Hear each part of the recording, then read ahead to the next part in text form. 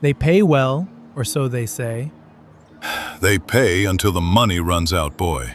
Then they pay in promises, and promises neither fill your belly nor mend a hole in your doublet. That was how it began. Augsburg, in the summer of 1546. Hans von Aalen was 37 years old, an age that seemed almost biblical for a mercenary. His grandfather had once borne the von with pride. By now, it was worth little more than an empty purse. Resting across his shoulder was a heavy, two-handed sword. Its flame-shaped blade had earned him the rank of Doppelsöldner, a soldier paid double for taking on the most dangerous tasks in the pike square, where death was most certain. Jörg, crouching beside him, was barely 20. His face was still smooth, his eyes bright with a foolish mixture of fear and thirst for adventure. He clutched his long pike tightly. Then Magdalena approached them. She was a camp follower who had accompanied Hans since his last campaign in Italy. Carrying a heavy basket of provisions, she looked exhausted. Schmalkaldic is mustering troops on the Lechfeld. The recruiters are already making their rounds. They say we're marching against the Emperor. Against His Majesty? Wouldn't that be treason? Treason is a word for princes and bishops, Jörg. For men like us, there are only the articles of war we swear to obey, and the pay we collect. We serve whoever pays us, and if the devil himself lays the guilders on the table, then we fight for hell. Hans von Aalen had learned 3 things. First, when a priest says, "God's will," a prince wants your land. Second, when a prince says, "the true faith," he expects you to die for it. And third, ever since that monk in Wittenberg nailed a piece of paper to a church door, those same princes had been beating each other bloody. They called it the Reformation. They called it the Schmalkaldic League. Hans called it bullshit. Because when the great men quarrel over God, it is the Landsknecht who pays the price. Outside Füssen, the foothills of the Alps, Jörg's pike seemed to weigh more than Jörg himself. How much farther? Until we drop. Schmalkaldic wanted to seal the mountain passes, to keep the Emperor from crossing out of Italy. Hans merely wanted his feet to stop bleeding. 3 days of rain. The road was no longer a road, just mud that stank of shit. How much farther, Rotmeister? I told you already. Until the captain calls a halt. Save your breath for marching, boy. When they reached Füssen, they met no resistance. Faced with overwhelming numbers, the town surrendered. But the spoils they had hoped for never came. Schmalkaldic, determined to maintain discipline and keep the local population on his side, forbade all looting. The men's disappointment was palpable. A war without plunder is like an alehouse without ale. What are we risking our necks for? For my 8 guilders, for your 4, and for the hope that tomorrow might be better, or worse. That evening, they sat around the campfire. Jörg stared into the flames. The first cracks had begun to appear in his idealism. I thought we were fighting for a just cause. Justice? That belongs to God. All we can do is make it through this campaign alive, Jörg. Everything else is just words the Lords invent to make us bleed for them. Remember that.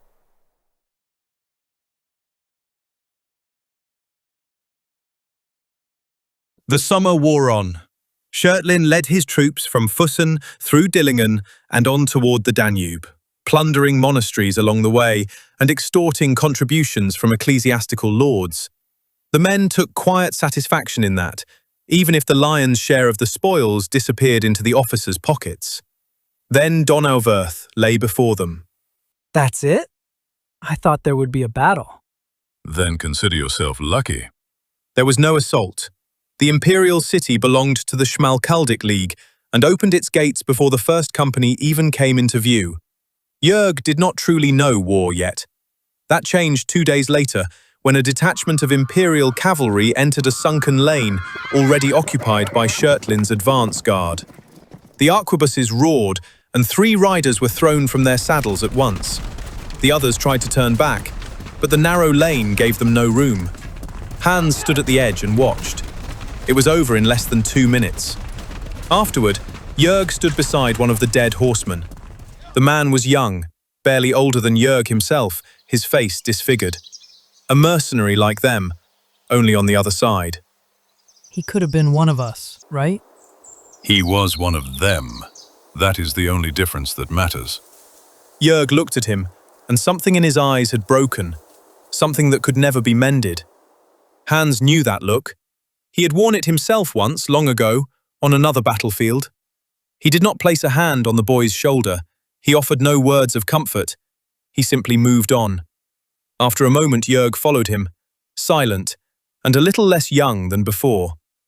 The Schmalkaldic army grew by the day. 7,000 horsemen, 50,000 men on foot, a force meant to drive the emperor into a corner. August brought heat and stalemate. The imperial troops had entrenched themselves around the fortress of Ingolstadt. The emperor was playing for time. He knew that the Schmalkaldic army had been assembled by a fragile alliance of princes and cities, and that their coffers were rapidly running dry. For weeks, the two armies faced each other. Dysentery began killing more men than enemy shot. Jörg lay feverish on a bed of straw.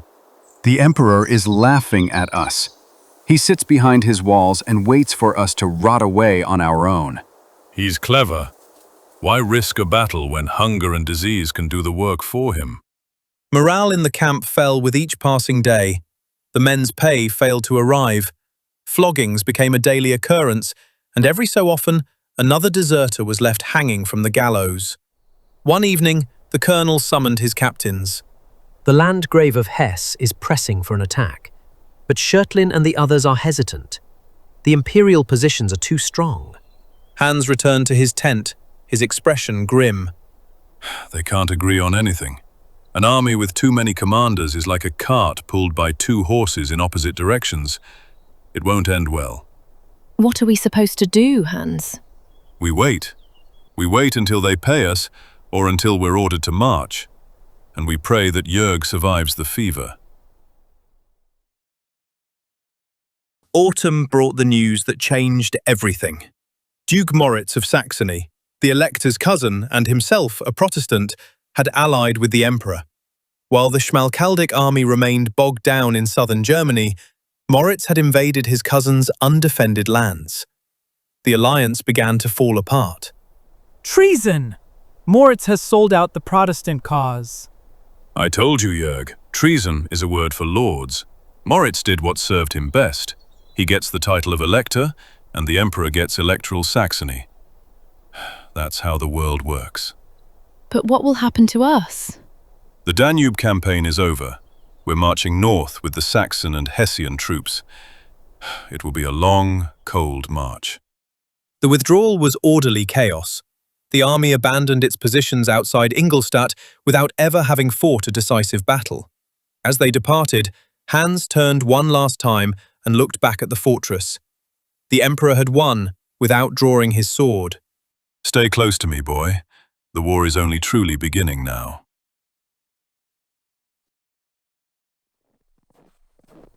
The retreat north became a struggle for survival. The winter of 1546 to 47 descended upon the empire early and without mercy. The men had not been paid in weeks. Their rations had dwindled to hard bread and melted snow. Discipline crumbled with every degree the temperature fell. I can't go on, Hans. Leave me here. I just need to rest for a moment. Anyone who rests here never gets back up. Keep your legs moving, or do you want me to call for the provost? It was an empty threat. The provost marshal had long since stopped hunting deserters. Anyone who fled would freeze to death in the woods anyways, or be beaten to death by vengeful peasants. Magdalena shared her meager rations with Jörg, but she too was growing weaker. The baggage train shrank by the day. Horses collapsed and were slaughtered where they fell. Is this God's punishment? Because we marched against the emperor. If God wanted to punish us, he would have struck us down long ago.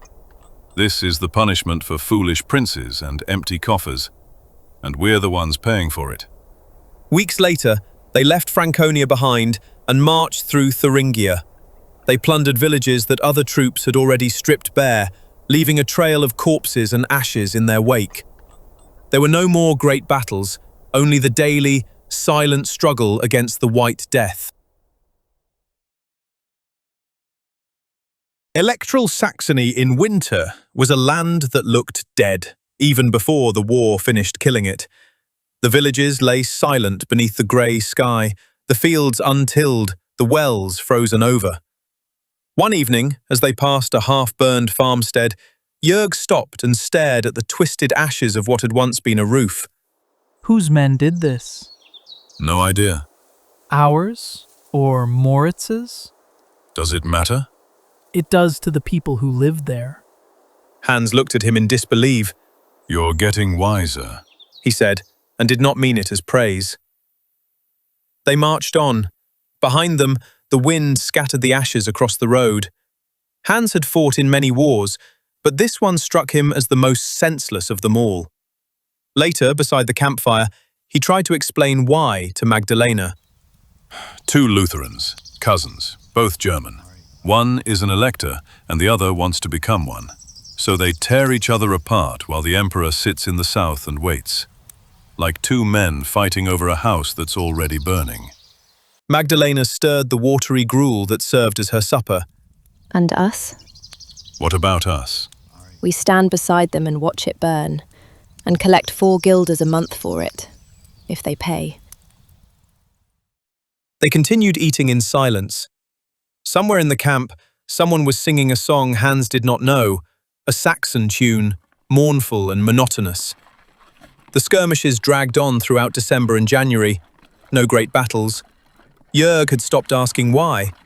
Perhaps, Hans thought, that was the only good thing the war had done for the boy. It was early February when they attacked the small town of Rochlitz, a place with little more than a church, a marketplace, and narrow streets that stank of tanning liquor and old timber. The Albertine troops of Duke Moritz held the town. There were not many of them, perhaps 2 companies. Moritz's men are in there. One of the mercenaries said it, a broad-shouldered soldier named Conrad, and nodded toward the town wall. Lutherans, just like us. Lutherans, just like you.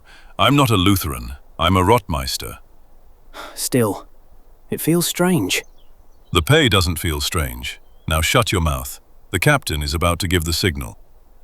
The alley was too narrow for the greatsword. The wall pressed against Hans's back, and the stench of wet smoke hung so thick in the air that he could taste it. He gripped the hilt until his knuckles turned white, though his hands were already too numb with cold to feel much of anything. Then someone broke through the line ahead of him. The man was huge, his armor covered in dents as though it had been beaten with hammers. Hans saw the man's axe come down and heard the helmet of the boy beside him give way. It was not a loud crack, but a dull, wet sound. The boy fell without a word.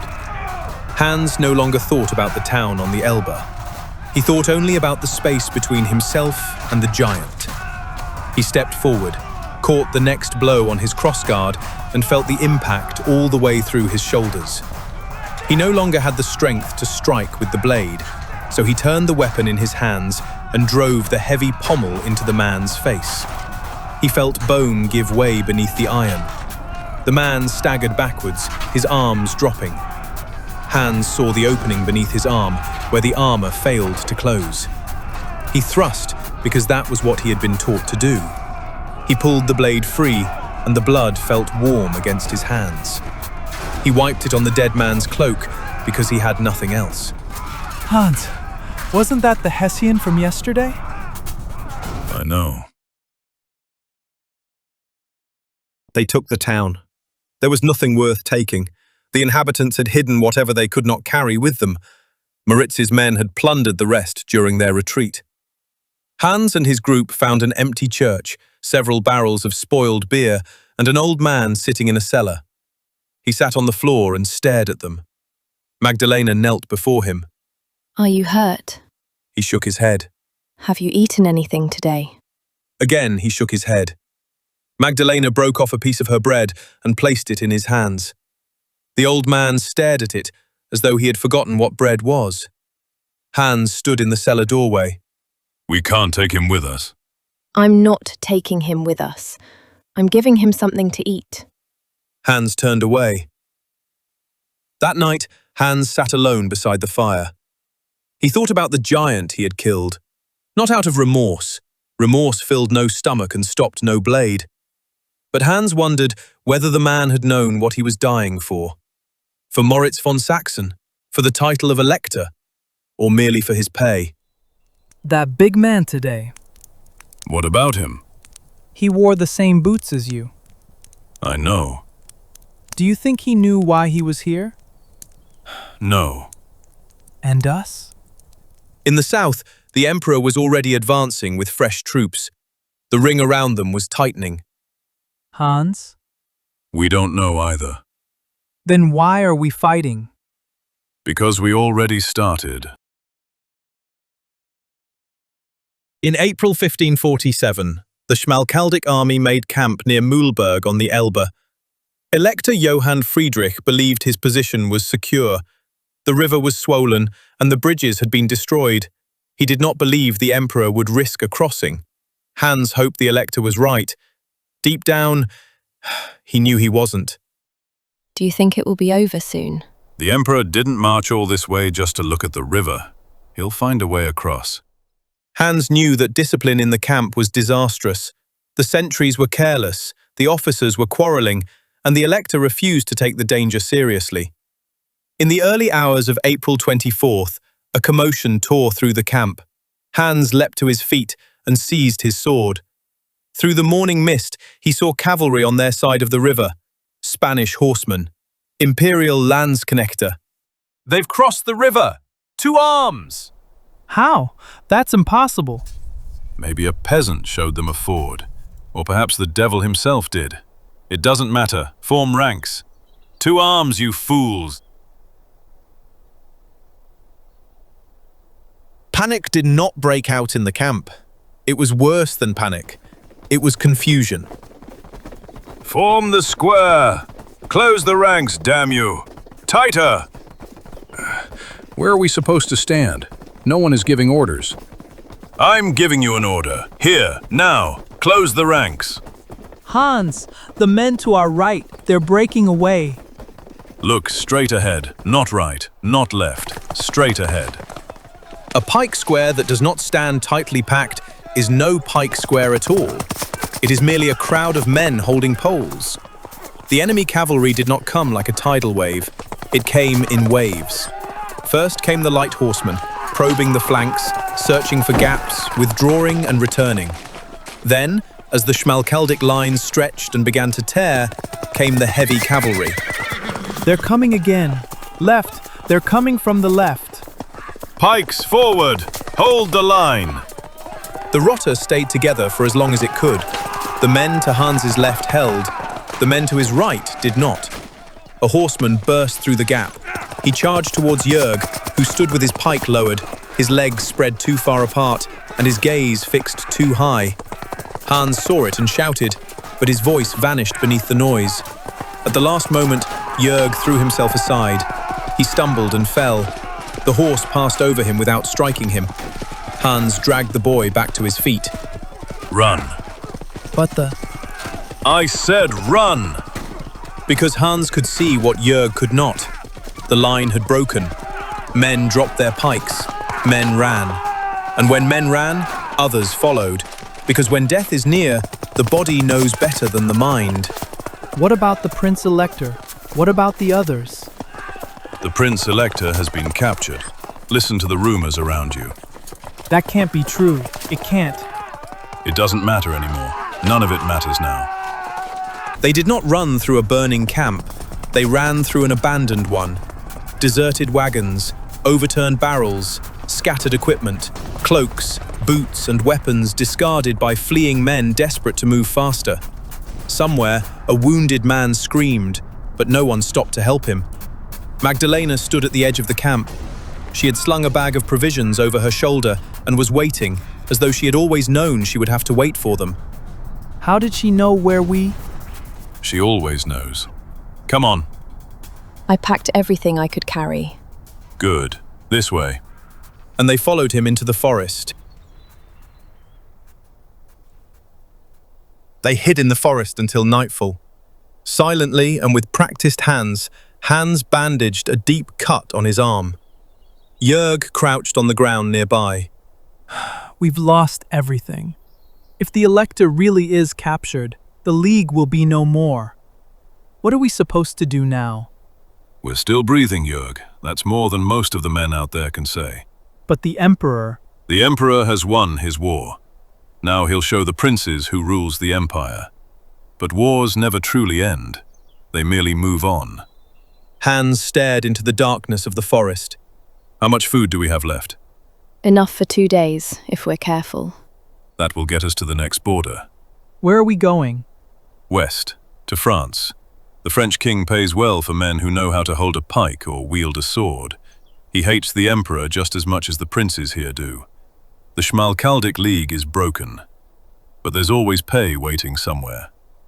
With some effort, Hans rose to his feet and picked up his greatsword, notched and smeared with blood, but still the only capital he possessed. Then they disappeared into the night. Summer, 1548. 1 year after the defeat at Mühlberg, Hans von Aalen sat in a tavern in Metz.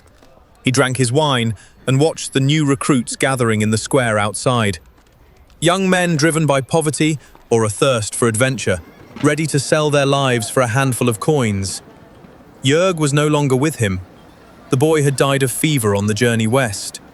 They buried him beside the road in a grave without a name. His pike later went to another recruit. They could not afford to bury it with him. Jörg had sold his life for 4 guilders a month. In the end, they had not even paid him that. Magdalena sat beside Hans, silent and resigned to her fate as a camp follower. Then a French recruiter approached their table. He wore fine silk and an insincere smile. You look like a man who knows his trade, my friend. King Henry is looking for experienced soldiers. The Emperor will be causing trouble again soon. Hans studied the recruiter for a long moment. Hans thought of Augsburg, of the mud outside Ingolstadt, of the frozen roads through Thüringen, and the men who had lain down in the snow and never risen again. Hans had nothing to show for the war but scars, an empty purse, and a sword whose blade had grown thinner with every man it killed. Then he nodded slowly, reached for his greatsword, and rose to his feet. How much does the king pay?